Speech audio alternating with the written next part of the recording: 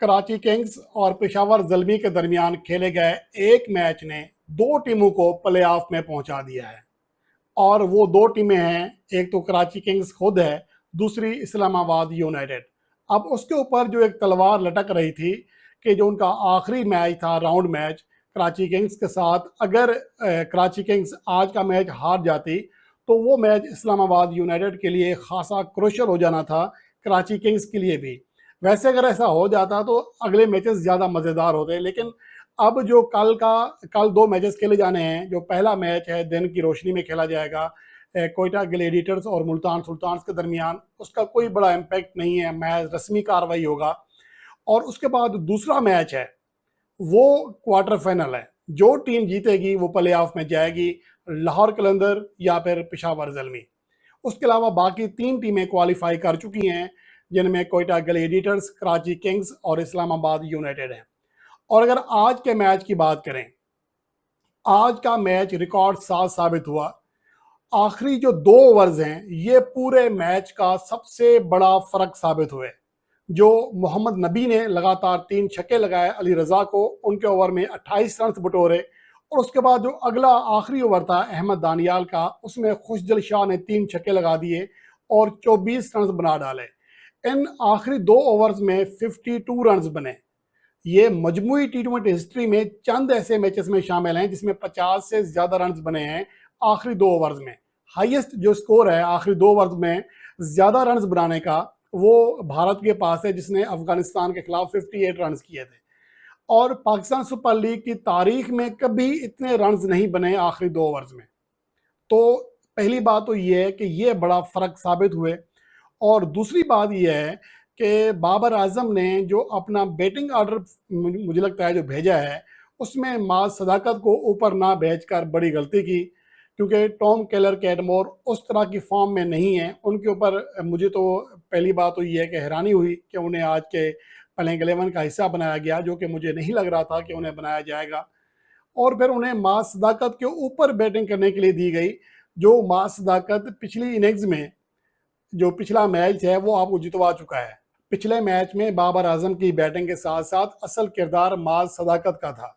आज उस बैटर को आपने नीचे भेज दिया, और जब नीचे भेजा तो उसने मुझे लगता है कि अपना किरदार अदा करने की कोशिश की, लेकिन जब उनकी बैटिंग आई तो बहुत देर हो चुकी थी। तो ये दूसरी बड़ी गलती थी। एक तो गलती नहीं कहेंगे, वो हमारे जो पेशावर ज़ल्मी की बॉलिंग लाइन है वो कमज़ोर ही है। इस मैच में देखें, मास सवाए ल्यूक वुड के तमाम बॉलर्स को अच्छी खासी पिटाई का सामना करना पड़ा है। और इस मैच की एक बात तो ये है कि ये कराची किंग्स का सबसे बड़ा टोटल था पेशावर ज़ल्मी के खिलाफ। ये एक रिकॉर्ड कायम हुआ आज।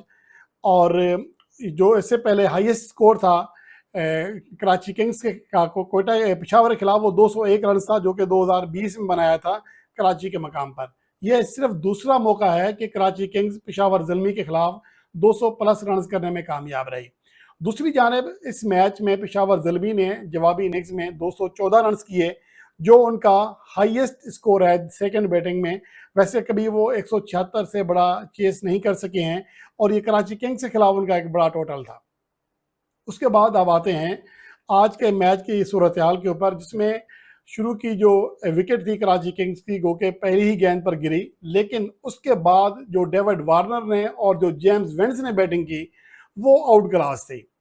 दोनों ने 162 रन की शराकत कायम की, जो कि पूरी पाकिस्तान सुपर लीग की हिस्ट्री की सबसे बड़ी सेकंड बड़ी शराकत है।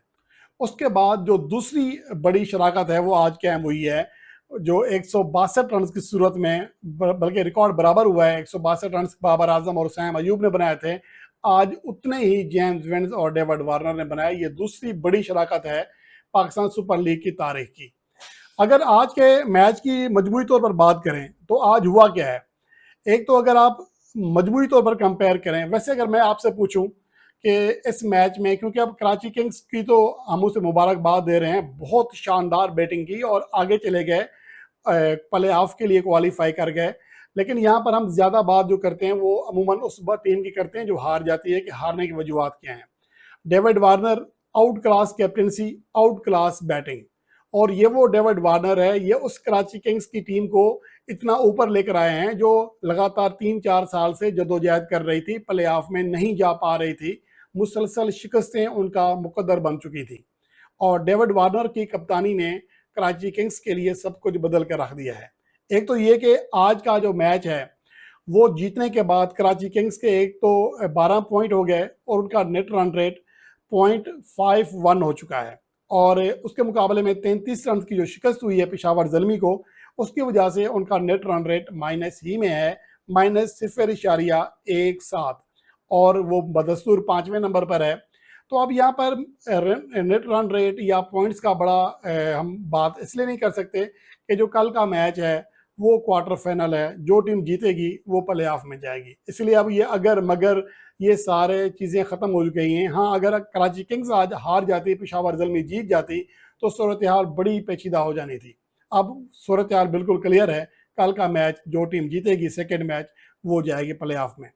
उसके बाद जो अहम चीज़ है आज के मैच में जेम्स वेन्स का परफॉर्म करना है। एक तो वो पहले मैच में शानदार सेंचुरी स्कोर करने में कामयाब रहे थे, धुआंधार बैटिंग की थी और आज वो मैच विनिंग्स इनिंग्स खेलने में कामयाब रहे। एक तो मोहम्मद रिजवान से वो टॉप पोजीशन भी छीनने में कामयाब हो गए। अब वो PSL 2025 में सबसे ज़्यादा रन्स करने वाले खिलाड़ी भी बन चुके हैं। आज के अगर मैच की बात करें, जेम्स वेन्स ने 72 रन किए 42 बॉल्स पे, 11 चौके, एक छक्का लगाया, 171 का स्ट्राइक रेट था। डेविड वार्नर का 172 का स्ट्राइक रेट था। 50 गेंदें खेली, 86 रन किए, 11 चौके, 2 छक्के लगाए। और उसके अलावा अगर जवाबी इनिंग्स देखें, ख़ास तौर पर यहाँ पर मैं बैटिंग की बात करना चाहूँगा कि 5 रन पर कराची किंग्स की 3 विकेटें गिर गई थी। तो लग रहा था कि जेम्स वेन्स और डेविड वार्नर के आउट हो जाने के बाद जो स्कोर है इतना नहीं बन सकेगा। स्कोर एक बार रुक गया था, लेकिन आखिरी 2 ओवर्स में मोहम्मद नबी ने और खुशदिल शाह ने 52 रन बना डाले, जो सबसे बड़ा मेन फ़र्क साबित हुआ इस मैच का। इसमें खुशदिल शाह ने सिर्फ 15 गेंदें खेली, 4 चौके, 3 छक्के लगाए, 286 से ज़्यादा स्ट्राइक रेट से 43 रन किए। 43 रन सिर्फ 15 बॉल्स के ऊपर। उसके अलावा मोहम्मद नबी ने 10 गेंदें खेली, 26 रन किए, 1 चौका, 3 छक्के लगाए, 260 के स्ट्राइक रेट से खेले। ये इन दोनों ने, इनके जो 2 ओवर से दर हकीकत यही सबसे बड़ा फ़र्क थे। उसका अंदाज़ा आप इस बात से लगा सकते हैं कि जब 16वां ओवर अगर हम कंपेयर करें कराची किंग्स को और पेशावर ज़ल्मी के दरमियान, तो पेशावर ज़ल्मी का पलड़ा भारी रहा है। अगर पावर प्ले की बात करें तो 2 ज़्यादा रन बनाए पेशावर ज़ल्मी ने 59 किए, कराची किंग्स ने 57 किए थे। और अगर मिडल ओवर्स में करें तो दोनों टीमों ने बिल्कुल बराबर 110 रन किए। हालांकि कराची किंग्स ने 2 विकेटें गंवाई, पेशावर ज़ल्मी ने 1 विकेट गंवाई थी। लेकिन जो डेथ ओवर्स हैं वो असल फ़र्क साबित हुए। 70 रन किए कराची किंग्स ने, जिसमें आखिरी 2 ओवर्स में 52 रन शामिल थे। और इसके मुकाबले में जो कराची पेशावर ज़ल्मी की टीम है आखिरी डेथ ओवर्स में सिर्फ 45 रन कर सकी, जो सिर्फ तो नहीं है लेकिन इस मैच के लिहाज से बहुत बड़ा फ़र्क साबित हुए। और अगर मैं जो कंपेयर कर रहा था दोनों टीमों के ओवर्स को, 16 ओवर अख्ताम होने के बाद 167 रन था कराची किंग्स का, पेशावर ज़ल्मी का था 169। एक कम विकेट गिरी हुई थी, 2 विकेटें गिरी हुई थी पेशावर ज़ल्मी के, 2 ज़्यादा रन किए हुए थे। 18 ओवर्स के अख्ताम पर देखें तो कराची किंग्स 4 विकेटों के नुकसान पर 185 रन और पेशावर ज़ल्मी 186 रन कर चुकी थी, लेकिन उसकी 5 विकेटें भी गिर गई थी। यहाँ पर भी एक ज़्यादा रन था। 18 ओवर्स को अगर आप कंपेयर करें तो पेशावर ज़ल्मी का पलड़ा भारी था, लेकिन आखिरी 2 ओवर्स सबसे बड़ा फ़र्क साबित हुए। और जो खुशदिल शाह ने और मोहम्मद नबी ने आज बैटिंग की, या फिर अली रज़ा ने या अहमद दानियाल को जो धुनाई हुई, दर हकीकत मैच का सबसे बड़ा फ़र्क ये है। और गलती मैंने पहले बता दी कि मास सदाकत को बहुत नीचे भेजकर आज बाबर आजम ने गलती की थी। मुझे लगता है कि जो खिलाड़ी एक तरह सेट हो उसको इस तरह ऊपर बैटिंग देना चाहिए, और वो भी इस तरह क्रूशियल कंडीशन में। जवाबी इनिंग्स की बात करें तो सैम अयूब ने 31 गेंदें खेली, 47 रन किए, 5 चौके, 2 छक्के लगाए, 151 स्ट्राइक रेट था। मोहम्मद हारिस को आज ओपनर भेजा गया। मुझे लग रहा था कि शायद मास सदाकत जाएंगे, लेकिन मोहम्मद हारिस को भेजा गया। 6 गेंदें खेली, 9 रन। जो उनके अंदर एक मसला है कि वो एक तसलसल नहीं है उनकी कारकर्दगी में। उसके बाद बाबर आजम ने 49 बॉल पे 94 रन किए, 192 के करीब स्ट्राइक रेट था, 191.83, 10 चौके, 4 छक्के लगाए। लेकिन बहुत सारे यहाँ पर लोग अभी भी यही कहेंगे कि यह मैच पेशावर ज़ल्मी बाबर आज़म की वजह से हारी है, बाबर आज़म टीम को नहीं जितवा सके, आखिर में आउट हो गए। तो लेकिन अगर हकीकत का जायज़ा लें, हकीकत की निगाह से देखें, तो बाबर आज़म ने अपने तौर पर बेहतरीन बैटिंग की है। 192 के करीब स्ट्राइक रेट से बैटिंग करना आम बात नहीं है, और वो भी एक लंबी इनिंग्स थी। अगर उन्हें किसी भी साथी खिलाड़ी की जानिब से, जिस तरह शुरू में सैम अयूब ने साथ दिया, किसी और ने इतना साथ दिया होता तो मैच का पांसा पलट सकता था। लेकिन बहरहाल फिर भी मैं ये कहूँगा कि आखिरी 2 ओवर्स में जो पेशावर ज़ल्मी के बॉलर्स को रन्स लगे या कराची किंग्स के 2 बैटर्स ने रन्स बनाए, उसके बाद मैच किसी हद तक समझ लें कि कराची किंग्स पहले ही ले चुका था। और 237 रन करना, उसका टारगेट चेज़ करना आसान नहीं होता, और यही वो चीज़ थी जो इस मैच में हुई।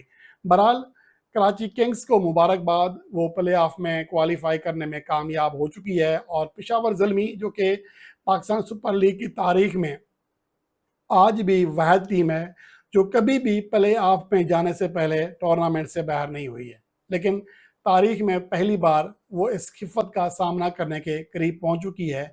अगर कल वो लाहौर कलंदर को ना हरा सके तो प्ले-ऑफ से बाहर हो जाएंगे।